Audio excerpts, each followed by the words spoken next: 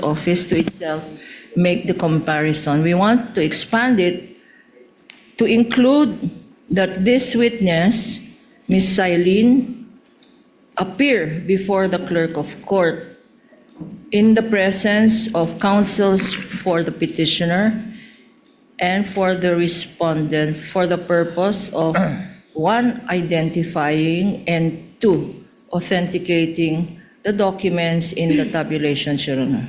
This will save the court 2 hours today.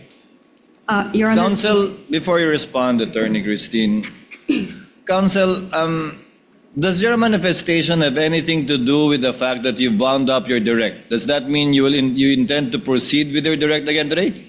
No, Your Honor, if So your direct is done. Your It's a Honor, manifestation in regard to the ARs. Your Honor, it depends on the discretion of the presiding officer.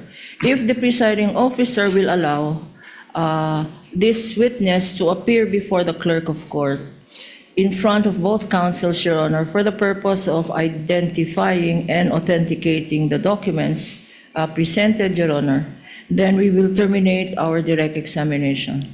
I believe you already did yesterday, Counsel. Yes, Your Honor, but under the control, private prosecutor, Your Honor, is under the control and supervision of the panel of public prosecutors who had expressed to this representation their concern about a possible objection, a technical objection of the defense counsel on the issue of identification and authentication of these separate acknowledgement receipts. So, Your Honor. In the interest of moving forward, don't worry, Attorney Silene. No need to comment. The chair will make a ruling. Last night, the acknowledgement receipts that came from the counsel for respondents were submitted already to the clerk of court for comparison with the ARs of the prosecution. Both are certified through copies. Although some ARs are certified by a different certifying officer from COA, but both are certified through copies, and we will proceed with the comparison. It was clear from the witness yesterday, and it's clear to the court, that she based her tabulation on the ARs that she said were all certified by the same person. That's your copy, counsel. And we took note of that and acknowledged that. These are certified true copies from both sides which we will compare to avoid that situation from happening. And we will be ruling on the admissibility of these ARs once it is formally offered based on this comparison, without need for Silene really to tell us that they look alike or alike. But counsel, as of yesterday, insofar as the randomly picked or well chosen ARs yesterday, counsel for the respondent did not raise their copies apparently, or we will know now at cross. Apparently, there is no discrepancy or difference when you were presenting those ARs to the witness. And again, that is their right to present their copy because their theory is they're questioning, correct me if I'm wrong, Attorney Silene, the chain of custody. It might have been broken. But if it's not broken insofar as the ARs, and after we compare it, then there is no need to further belabor this point. We will rule on the matter, counsel, at the appropriate time. But I'm telling you already where the court is at this point in time in relation to the ARs that Silene testified to and where she based her tables and summaries upon. And that is the copies of the prosecutor. I hope that settles the issue, counsel.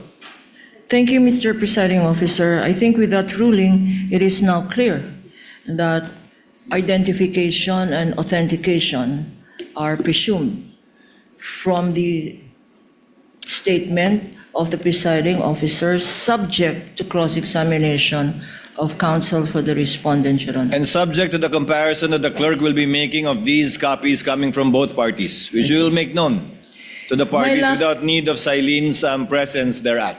Okay. My last manifestation, Your Honor, and this is for purposes of clarity, because at the end of yesterday's hearing, the parties stayed, counsel for both parties stayed to mark the tabulations, Your Honor. And for purposes of the record, can we just state, for the office of the Vice President, tabulations were marked in front of the clerk of court after the hearing. P-1-29 for December 2022 last quarter. The period December 21. Before you continue, counsel, the one you mentioned is the one made by Attorney Wamil. Yes, Your Honor. And the subsequent ones will be the ones made by Ms. Eileen. Yes, Your Honor. You may proceed.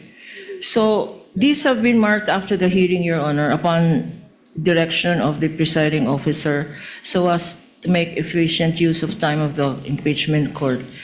So for the last quarter, the tabulation made by Mr. Wamil, Attorney Wamil, was marked yesterday as P-1-29. For the first quarter of the office of the Vice President, it's P-1-30.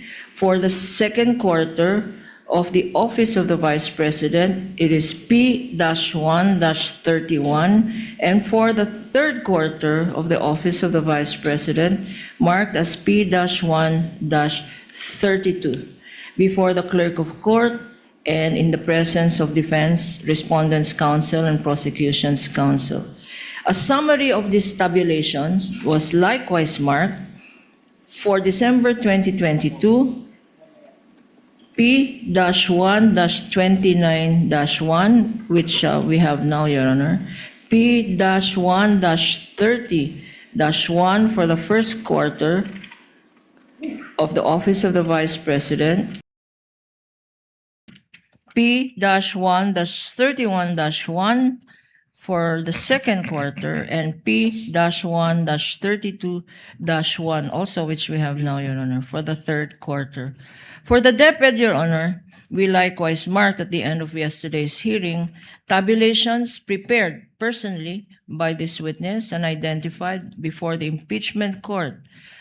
P-1-33 for the first quarter, P-1-34 for the second quarter, and P-1-35, all tabulations. For the summary, Your Honor, of these tabulations, P-1-33-1 for the first quarter of the DepEd, P-1-34-1 for the second quarter of the DepEd, and P-1-35-1, Your Honors, for the third quarter of the DepEd. With that, Your Honor, unless counsel, Duly noted, counsel. The markings mentioned by Attorney Kapunan, Attorney Lorna, are duly noted. we therefore reiterate that we have terminated our direct examination, Your Honor. Thank you very much, counsel. Attorney Christine, you may proceed with your cross when you are ready. You may proceed, ma'am. Thank you, Your Honor. Good morning, Celine. Is that the way that you pronounce your name, Celine? Silene. Celine, okay. So, you have been with the COA since 2014, right? August 26, 2014 po. August 26. So that is around 12 years already. Yes po, magti 12 years. Okay. You assumed the accounts of the Vice President, the audit of the confidential funds of the Vice President and the DepEd when Attorney Wamil was reassigned to COA, Pasay, correct? Opo, tama po. Curious lang ako, Miss Silene, was that reassignment a promotion or just a plain reassignment, if you know? Yung kay Mr. Wamil Yes. po. Na-reassign po siya. Reassignment lang. Okay. So, that was on February 12, 2024. Opo, tama po. So, Mr. Wamil was the one who prepared the AOMs for the fourth quarter of 2024 for the OVP. Tama? Yung AOM po is for the fourth quarter of 2022. 2022 rather. Opo. Okay.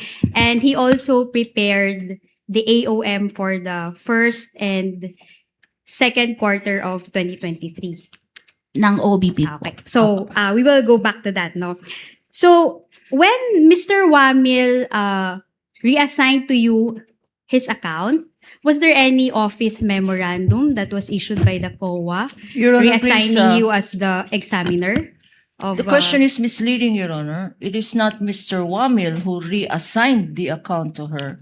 She just occupied the position, Your Honor. The question was if there was an office memorandum assigning her to take over from Wamil, not Wamil himself. Witness may answer. Yung sa assignment po kasi namin, ang hawak No, namin, just please answer the question. Was there an office memorandum assigning you to handle the accounts of the OVP and the DepEd, particularly the confidential audit of these two offices? meron po kaming order na ako po ang assigned na maghawak ng national government agencies po. Particularly the Office of the Vice President and the DepEd. Meron ho kayo nun? Asked and answered, Your Honor. Hindi. My question was specific. No, I'm referring to the DepEd and the OVP. Witness may answer. These are national agencies, Your Honor, please, can the council allow me to continue my Asked question? and answered, Your Honor. Witness may answer, counsels. May memorandum po ba na nag-assign sa inyo specifically sa DepEd at OVP? Yung memorandum po is naka-assign ako sa national government agencies. All. Okay. Opo. Okay, I accept that answer, Your Honor. Was it Mr. Wamil who personally turned over his files to you? Iniwan po niya yung files niya sa office po nung malipat po siya sa COA Pasay. Sa kaninong office? Sa iyo or kaninong office ba? Sa custodian po namin sa COA ICFAO. Okay. So, meron ho ba siyang iniwan na endorsement sa inyo? Na ito lahat yung mga files na iniwan ko for this particular account. Meron ho ba? For the OVP, mayroon ho bang siyang iniwan na endorsement? Yung mismong mga files po, iniwan po niya sa custodian namin. Endorsement ho, like letter, a summary containing all containing a list of the files that he turned over to the custodian. Meron ho bang ganon? Meron po kaming logbook pag natapos na po yung namin Logbook. Okay, pero dala mo ba yun ngayon? Hindi po. Okay. So how about dun sa DepEd? May iniwan ho ba siyang transmittal doon sa custodian na ito lahat yung mga iniwan kong files with regard to the audit of the DepEd confidential funds? Meron ho ba? Ang iniwan po niya is yung mismong documents. Yung mismong document. So walang transmittal na iniwan ho doon sa custodian. Yung mismong documents po ang Documents. iniwan. Okay, sige. May iniwan ho ba si Mr. Wamil sa inyo? Di ba sabi niyo may mga documents ho siyang iniwan. Di ba pag nag-audit ho tayo, meron ho tayong tinatawag na working papers. Yung mga drafts po natin. May iniwan ho si Mr. Wamil sa inyo nun? Your Honor, please, again, the question is misleading. This witness already said, asked and answered, that Mr. Wamil did not leave documents to her. Mr. Wamil left the documents to the office. I will rephrase, Your Honor. Kindly rephrase, Okay, counsel. may May iniwan iniwan- bang worksheets sa custodian? Yes po. Nakasama po doon sa files yung mga working papers po. Alright. I'll take that answer. Kayo ho, paano nyo kinuha yung mga files na yun? Kinuha nyo lang diretso sa custodian? Ano pong proseso nun? Nung ma-assign po sa akin yung sa OBP at sa DepEd, nung nag-submit po sila ng response, ibinigay po sa akin yung response together with the documents na pinagbasehan po nung audit observation memorandum po. Okay. So in short, ni-route lang sa'yo yung response. Tama ho? Response together with Yeah. yung AOM, together with the attachment po na yung mga dokumento. Okay. So, kailan ho yan ni-route sa inyo? Yung response, yung AOM, mga estimate lang po. Iba-iba po kasi, di ba ang una is yung March 13, 2024 na response nila sa NS. Naibigay po sa akin to March 14. Yung sa iba po, hindi ko na matandaan yung exact dates, pero malapit po dun sa after ma-submit yung response. Alright. I'll take that answer. Okay. So, Wamil prepared the AOM for the fourth quarter of 2022 for the Office of the Vice President. Tama po? Opo. How about the first to third quarters of 2023? Sino ho ba yung nag-prepare ng AOMs na yun, dalawa ho yun. Yung sa OBP po na first and second quarter 2023, nandun pa po siya nung ma-issue po yung Okay. AOM. Yung sa third quarter po, siya yung nag-draft. Pero nung na-finalize na po yun, wala na po siya sa COA ICFAO. So, yung custody po ng document na yun, nasa division chief. Kaya nung finalize po yun, division chief na po yung nag-finalize. Okay. So, all right. Sige, we will flash this AOMs, no? Kasi nga si Mr. Wamil nga yung nag-prepare nung iba sa kanila, no? Sige.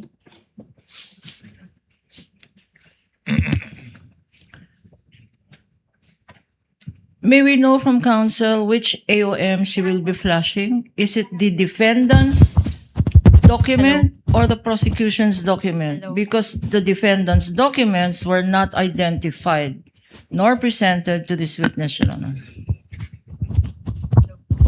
Then if counsel wants to confront the witness with documents she has identified, she has to use the prosecution's evidence because that was the one identified by the witness. If she now intends to present the defense documents, they are not documents that have been identified nor authenticated by this witness during her testimony. We will She can confront have the- a continuing objection. Excuse me, counsel. We will have a continuing objection to their presenting their documents which have not been identified by the witness. They are AOMs. AOMs have been identified by the witness, but these are prosecution's AOMs, Your Honor. May I suggest, Your Honor, to the defense counsel, since she refused for us to use the defense witnesses, that she uses now the prosecution's documents. That is up to her counsel. She may confront the witness with her copy of the AOM. I'm sure she would be competent to testify whether these are the same documents earlier identified as exhibits for the prosecution or not. Counsel, Yes. you may proceed. Yes, correct, Your Honor. And their AOMs, we did not dispute those. So we have the same copies, Your Can Honor. we Proceed, then, if, counsel. in Proceed. connection with that, Your Honor, Hello. since counsel admits that Hello. our AAMs are their defendants' AOMs, can we just use the prosecution's copies, Your Honor? But Your Honor, we have prepared, Counsel, visual counsel. aid using Show the- them, show the document. Yeah, I will. I am showing the defense document. No, we will No, not agree. Your Honor, the counsel cannot We will dictate not how I agree, will Your proceed with Honor. my cross-examination. Can the counsel, Your Honor, be reminded that I'm counsel- on We cross-examination? will not agree, Your Honor, to What are you not presentation agreeing of to, the Attorney defense Kapunan? documents. I'm sorry? Because precisely there was no stipulation yesterday. There They was, are Your now Honor. constrained. Excuse me, counsel. Allow her to finish, counsel. They are now constrained, Your Honor. I'm sorry. They are now constrained to use our documents precisely. This is what we wanted to avoid yesterday. Had we did a comparison, not to belabor the obvious, Your Honor, but now counsel says, anyway, it's the same. So if Your it's the same, what's the objection to using the prosecution's document? Counsel, that water is already under the bridge. You may request assisting counsel to check the copy being presented to Ms. Eileen, and you may make this the subject matter of your redirect later on. Allow counsel to present. Thank you, the Your Honor. presiding officer will allow the counsel to present that document, but notes the continuing objection of Attorney Thank you, Your Kapunan with Honor. respect to this matter. Thank you, Your Attorney Honor. Christine, you may proceed. Okay, so I am presenting you the AOMs that were issued to the Office of the Vice President and the DepEd.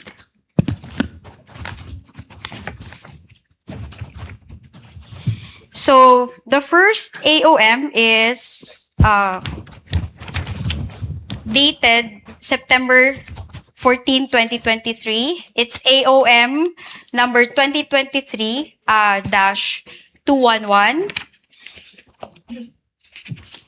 Okay. The assisting counsel can check this copy. Okay. Anyway, I can dispense with that. The second AOM is October 3, 2023. Now, I will direct you to the last page. It says here RCW, JMQ, GAC, RRS, NBP. So, RCW is Roderick C. Wamil, correct? Opo, tama po. Okay. Who is JMQ? Dati pong staff namin sa ICFAO. GAC? Division Chief po ng ICFAO. If you can state her name or his name. Si Attorney Gloria A. Camora. Okay. This is Gloria A. Camora. RRS? Dati din pong DC sa ICFAO pero retired na po siya. All right. NBP is the signatory. Opo, si Ascom Nilda Plaras. Okay. So, we will proceed to the third AOM for the OVP. That is dated February 1, 2024. So, I will direct you to the routing list. Do you agree that this is a routing list? Sila po yung nag-review, nag-evaluate, nag-review ng documents. Yeah, I was about to ask you that question. Thank you for confirming. Now, it's RCW, Roderick C. Wamil again, Opo. JMQ, RRS, NBP. Opo, tama. All right. So, let's go to the AOM for the OVP dated August 8, 2024. On the last page, the routing list, it's RCW, GAC, RRS, NBP. But this is August 8, 2024. Opo, tama. Wala na si Roderick Wamil dito sa ICFAO. Wala na po Correct. siya pero dyan po kasi siya yung nag-draft po ng AOM. Siya yung nag-draft nito. So meaning, when he drafted this, he left this doon sa records ba or saan? Yan po kasi may draft na siya, nasa division chief na po. Nasa division chief. So, from February to August, so ilang months yun? February, March, April, May, June, July, August, after 6 months, dun lang na-release yung AOM nung wala na si Wamil. Tama? Opo, kasi po, And then, sorry, just answer my question, Celine. Can you please repeat the question? So, from February 2024, nung umalis na si Mr. Wamil, 'di ba? Iniwan niya to sa records division chief na. So, na-release Ask ito. an answer, Your Honor. Your Honor, preparatory nga. Sabi nga niya, i-repeat ko daw ho. She's, So, inulit she's ko. laying the basis for a question, counsel. So, Attorney Christine, kindly Yes finish your po. question. So, after 6 months, doon lang na-release yung AOM. dahil po dumaan pa ito sa Yeah, review sa po. review. Hindi ka kasali dito sa grupo na nag-review, nag-draft. Wala kang participation dito. Na-review ko po yan nung nag-evaluate na po ako ng mga Eto. responses dun sa, binasa ko din po yan nung nag-evaluate ako ng responses sa notice Okay. of suspension. So, in short, nakita mo lang to after it has been issued by the COA ICFAO.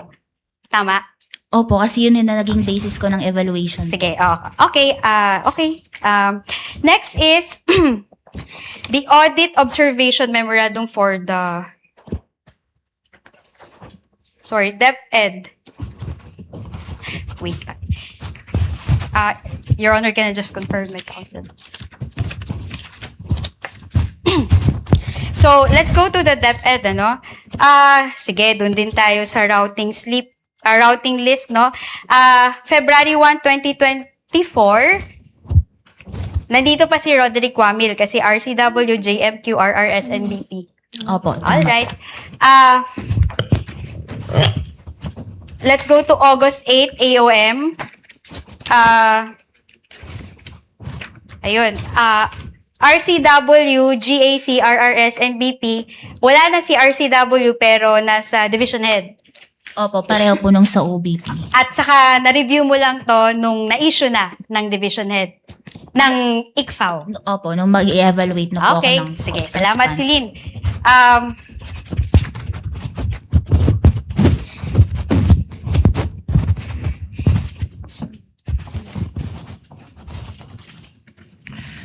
Your Honor, may we just note for the record that the documents presented to this witness were defense exhibits. That has been noted. Noted. Your Honor. Okay, so punta naman ho tayo dun sa responses ng Vice President, no? Nag-submit ho sila nung letter dated April 19, 2024. Okay. At part ho nung letter no, nag-submit ho sila ng protective intelligence reports. Naalala niyo po yun? Opo, attachment po yun dun sa response nila. Okay. So, David? Hello. Hello.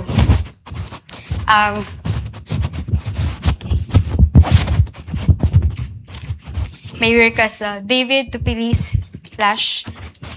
Chat mo na yan, ha? Who is David? Our assisting counsel.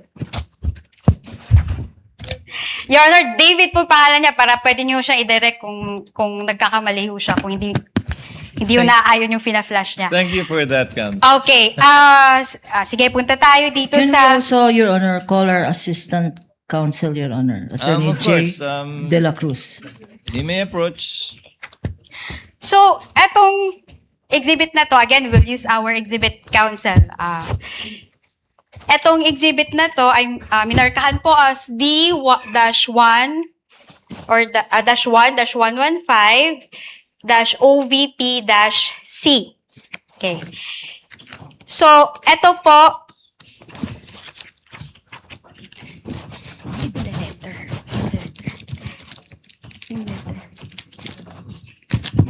eto. So, kasama ho dun sa submission ng Office of the Vice President is a certification dated April 4, 2024. Tama ho? Opo, kasama po Eto- yun sa response. Okay, salamat, Celine. Ito ay inisyo ni Raymond Dante P. Lachica. Opo, tama. Okay. So, sinasabi ho dito sa first paragraph, this is to certify that the confidential activities such as surveillance and information gathering were performed in 127 areas during the first quarter of CY 2023 and 111 areas during the second quarter of 2023, which enabled the team to prevent untoward incidents from transpiring during the engagements of the Vice President and the implementation of the programs of the Office of the Vice President, including the establishment of 3 new satellite offices, Isabela, in Cagayan Valley, Bicol, and BARM, and the implementation of OVP Libreng Sakay. Do you see that, Celine? Yes po. Okay, salamat. Pero sinabi nyo sa findings nyo na it doesn't pass the proof of success of the intelligence activities, correct? Yes po, Okay. under 4.8.5, Okay, hindi po siya sige. sufficient. So, kasali ho diyan sa letter na yan are what we call as Protective Intelligence Operations Report for the engagements of Vice President Sara Z. Duterte. Nakita niyo ho ba yon? Opo, tama po. Okay. So, sa bawat quarter na yon, may summary of intelligence work. Nabasa niyo ho ba yon? Yung summary po nung Ang tanong ko, nabasa niyo ba bawat quarter yung summary of intelligence work? yung kwan po, narrative po nung ano yung activity, date, Okay. location, Okay. yung timeline po. Sige po. Nakalagay po sa PIOR. So, I'll take that answer, no? So, Your Honor, please. Never mind, Your Honor. I'm She showing might you not take this, my answer, Your Honor. I am showing you this document, no? This is marked as our Exhibit D-1-115-OVP-C, Your Honor. With the caption, Protective Intelligence Operations Report for the engagements of Vice President Sara Z. Duterte, first quarter CY 2023. Now, punta ho tayo sa item number 4. Okay, number 2 muna tayo sa scope, no? You can read it with me. This report pertains to the narrative of events and accomplishments of VPSPG in terms of protective intelligence. Do you confirm that? Protective intelligence operations. Opo, tama po. Okay. During the engagements of Vice President Sara Z. Duterte for the first quarter of CY 2023. Do you confirm that? Opo, tama. All right. Number 4. Punta tayo sa number 4. Item 4, you can read it with me. The protective intelligence activities carried out in support of the Vice Presidential Security and Protection Group's protective security operations for the places of engagement of the Vice President Z. Duterte or Vice President Sara Duterte from January 1 to March 31, 2023 are listed below. So nakita niyo yan. Sakto yung basa ko ng narrative. Opo, nakalagay po yung engagement. Okay, salamat. No? Pero nakalagay ho dito in support of the Presidential Security and Protection Group's protective security operations. Based po sa document. Alright, sige. Letter A, nakalagay dito ika 106 na taong pagkakasarinlan ng Bustos Minasa Festival Ceremony Opening. So nakalagay date covered January 2 to January 10, 2023. Location, BMA Park, Poblacion, Bustos, Bulacan. Number 3, probable threats, NPA and criminalities. So number 4, detailed intel collection team, ICT. Nakita niyo ba yan? Opo, based po sa document. Okay, salamat po. Nakalagay ho sa timeline of activities na to, may nakalagay yung table, no? Tingnan lang natin isa-isa, no? Kung ito ba talaga ay intelligence work o hindi, no? So, etong number 5, tingnan ho natin yung item number 5. Liaising with intel operatives and respective informants of the PNP for the data information gathering needed for the threat assessment on criminalities in the municipality of Bustos and its neighboring communities. Ano yan? Intelligence work ho yan? Or ano lang ng admin work lang ng Office of the Vice President? Ang pagkakaintindi ko po dyan, yan yung naging part ng ano yung activities, yung sa... Hindi, tatanungin kita, based on how it appears, ano ho yan? Liaising with intel operatives, ano ho yan? Normal lang ho yan sa Office of the Vice President na mag-liaise with intel operatives? Or part ho ba yan ng intelligence work? Sa tingin nyo lang ho.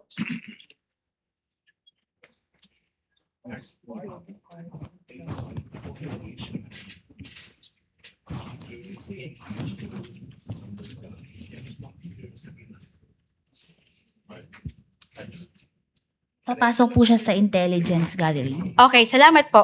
Number 7, intelligence fusion with for the threat assessment and situation update. Ano ho yan? Papasok ho yan sa intelligence or normal work lang yan ng OVP? Sa intelligence. Salamat po.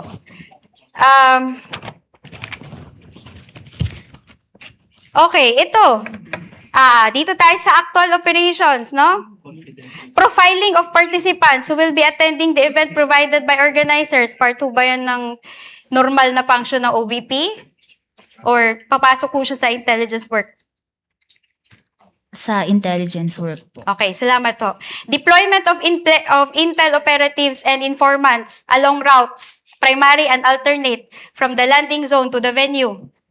Is that an OVP admin work or intelligence-related ho yan? Kasama po yan sa intelligence-related activities. Okay, salamat po. Okay, gusto ko man hong isa-isahin ito, Your Honor, no? Pero I think we are constrained by time. But the court can peruse the documents for its We have all information. the time, Mr. Witness. Gusto mo, Once- attorney? Go ahead. Once Na, it baka is magutom once na it is tayo. formally offered, that's when Yeah. we will be able to peruse it. So, Counsel.